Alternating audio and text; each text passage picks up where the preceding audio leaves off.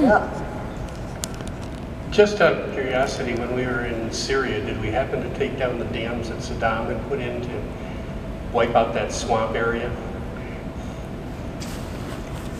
Well, you know, we tend not to target the dams, but we see dam building, you know, as having terrible, you know, dramatic effects on populations, changing the course of, I mean, when you speak about the dams, then I also think about the dam building going on in China, where, you know, China really controls like the water tower of Asia with its, you know, many of the sources begin there, and now they're putting major dams across many of their major rivers, the Mekong and the others, displacing many cities and villages, and that also has effects on its downstream riparian neighbors in India and Vietnam and Bangladesh.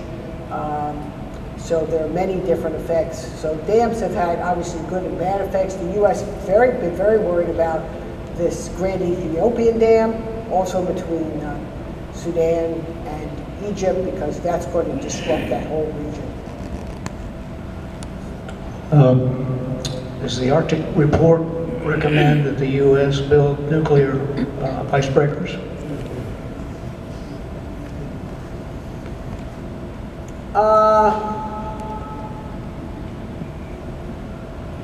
The Coast Guard, okay, so the Coast Guard has a joint program office with the Navy now to build the first icebreaker. We have not typically operated nuclear-powered icebreakers. There isn't any reason we couldn't, but the expense would be much greater. We only have 1.5 operating icebreakers right now because of our aging fleet, and our icebreakers also have to resupply scientists who are working in the Antarctica, so they not only go to the poles, they go to both poles. We need at least 6 icebreakers, maybe more. Coast Guard says we need 6. We need 3 heavy, and we need 1 now. I think that's, I think Congress has agreed to actually put in funding for 3 icebreakers for the Coast Guard. But it's been a part of our, because the Coast Guard is a smaller service and its budget's always constrained, and it's part of a larger Department of Homeland Security now, it always has struggled to command the funding that it's needed to increase that. So could the U.S. safely operate nuclear-powered icebreaker? Absolutely. I mean, if we, you know, we can do it better than the Russians. But that's not been our historical approach to that. It's a good question. Jerry? Yes. Thank you for the very good summary of this zoo of topics of climate and weather that hit our national security. But in your remit, you include the weather that comes from space. That is the mass of highly charged energetic particles that come from the sun and bombard the Earth. They could have tremendous effect on our communications satellites. The Carrington event of 1859, there were like flames shooting from the early telegraph keys. This could hurt our defense, but perhaps the Russians and the Chinese, it would cause just paranoia. Do we have communications with them in that regard? Well, I know these are concerns that we have long looked at in the military research sector, and there have been times when we've more jointly cooperated with Russia and Chinese research scientists across some of these areas. We're kind of at the low ebb of cooperation right now with those countries. You know, that may change in the future. Both countries have, you know, very prestigious research establishments. And in certain areas, particularly in the last decade, there was a lot of cooperative energy research with those countries, and it's an area that, you know, maybe we'll get back to in the future. Another one? Here you are, sir. To your right. There, I see there. Okay. My question's regarding the Norfolk Naval Station. You you said that increasing the height of the piers, but one of the problems is the transportation system for the military coming on and off the base. Yeah. And I'm just wondering, in 50 years from now, really at the end of the day, is the Norfolk Naval Station going to relocate? Because I asked this question actually 3 years ago to the commander of that naval station, and at that time he just poo-pooed it about the climate change, and then he retired 6 months later. Right. Well, you know, so any base commander has a 2 or 3 year tour, and then they're going to be gone. And you know, when they're in that position, they want to keep, you know, full steam ahead with whatever the mission is that day. So you can never get a base commander to say, because it wouldn't be at their, it'd be above their pay grade to say whether you know, a base is going to relocate. I know that that the leadership in both the Air Force and the Marine Corps, after the devastation at both Tyndall and Lejeune, have thought about whether they want to, you know, the wisdom of retaining the missions at those bases, and the merit of making that investment to build back, and then having to build back better, because you now have to build the hangars. Let's say at Tyndall, they were built to withstand, I think, 110 mile per hour winds.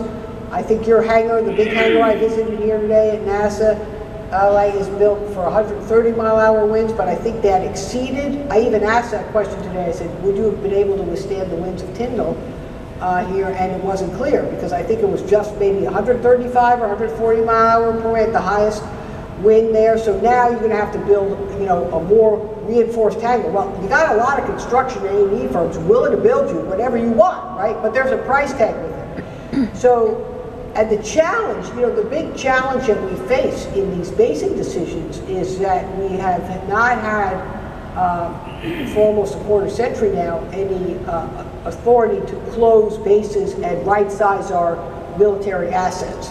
So even before the climate era, you know, when I served in the Department of Defense in the 1990s, we had a base closure law in place that had been put in place by far-sighted senators like my former boss, Senator Nunn, and others, and that required us to close excess military infrastructure, and it had to be done in a way to avoid the disincentive for any elected official could never vote to close their own base, because it seemed like it was jobs, right?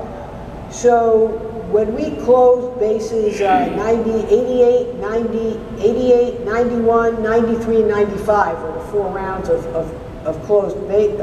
base closures. I recall Charleston Naval Base was one of the bases closed, and many in California. And there were great fears that you know, that would lead to economic hardship for the people of the community. But with appropriate focus at both transition assistance and focus on what we call job-centered property disposal, getting the cleanup right, all of these areas have become greater economic lifelines without base there. Not to say it's not great to have a military base. I love our military bases, but we don't, you know, we haven't needed them everywhere.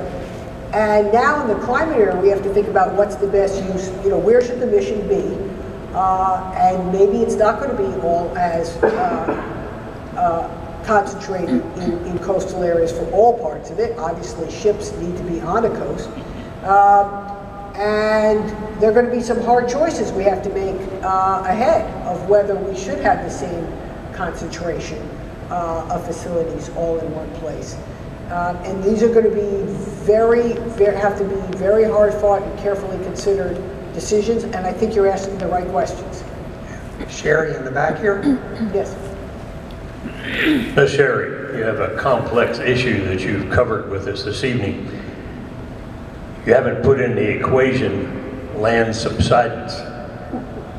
That is a part of the equation, a rather significant one, particularly for peoples that live along the coast.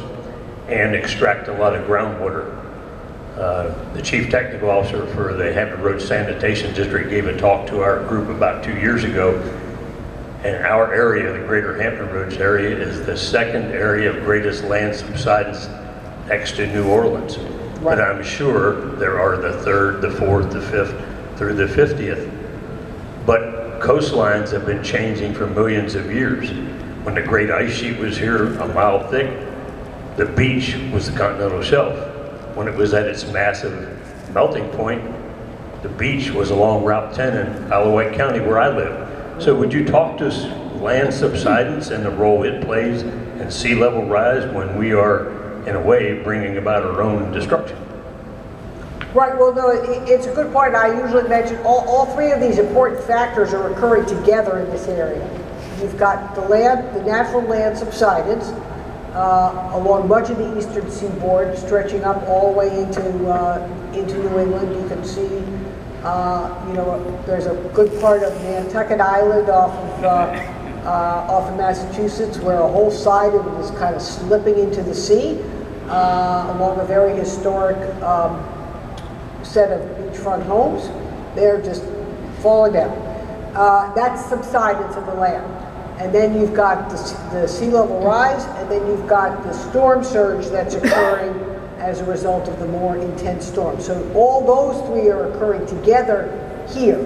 And that's what makes this challenge even more complex, is because you have to account properly for those factors and still make decisions. You have to make local-based decisions that are good for the community and have resilience for the future. So those, all the expertise and knowledge in those areas has to be brought together in the local decision-making process. Sherry looks like has done a terrific job over the past 4 or 5 years in terms of assessing the issues associated with the security. What are the implementation plans going here, say, for the next 25 years? It seems like many of those would have to have congressional approval in the military budget planning process. Is that actively going on yet? Yes, well, you know, what I should have shown with the slide with the Climate Solutions Caucus is also the list of the provisions included in the National Defense Authorization Act, the defense bills in the last few years, signed by the President, that have directed the Department of Defense and the military to improve its resilience and account for climate security. So you've got, just in this last year, the FY20 defense bill, now all military bases are required to have a military installation resilience plan. We've long done planning. The military is a planning organization. Every base has an installation master plan. It's had, since the Sykes Act of the 1960s, it's had a natural resources plan. So we also conserve natural resources at our military bases, which is why many of them become islands of nature, and we protect endangered species. That's been going on for decades. We also have encroachment plans, concerns about noise, and also development. And we've had plans to deal with encroachment around our military bases. Now, there's a new requirement to account for climate impacts by developing resilience plans. There have been other provisions to improve our energy efficiency. There are other provisions that require us to identify the most climate vulnerable installations and bases. And there's a slew more. So yes, and those are all been included on a bipartisan basis in the defense bills signed by the President. So a lot of this planning now is in the works. We won't see the results of those military installation resilience plans probably for a few years, because the process takes a while to go into effect. Each service has to write its regulation, then it's got to find somebody to do the plan. But that's all coming in the next 5 years. And it's an opportunity for innovation and to build that resilience in from the ground up. Yeah, we've about reached the bewitching hour, so let me why don't we just take maybe the last whoever questions, if there's one other, we just take them all together. Yeah, how about our ICBMs? We're putting out one leg of our triad. Is that under any weather restrictions? the nuclear missiles? Right, well, you know, most of those are land-based ICBM, are, They're not flooding and they're not droughting and they're not. Are they at risk? well, they're mostly, you know, in the northern and the plain states. The issues around many of those bases have more been in water stress, and I don't think it's affected that mission yet. Those are regions in the Dakotas and Wyoming and other places where there have been issues about how to manage the water and drought, but I don't know if that I've not heard of anything directly affecting that particular mission as of yet. Sherry, thank you very, very much.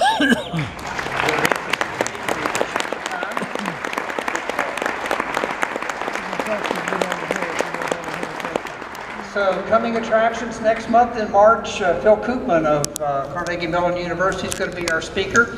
He's going to talk about adventures in self-driving car safety. If any of you have interest in being on our mailing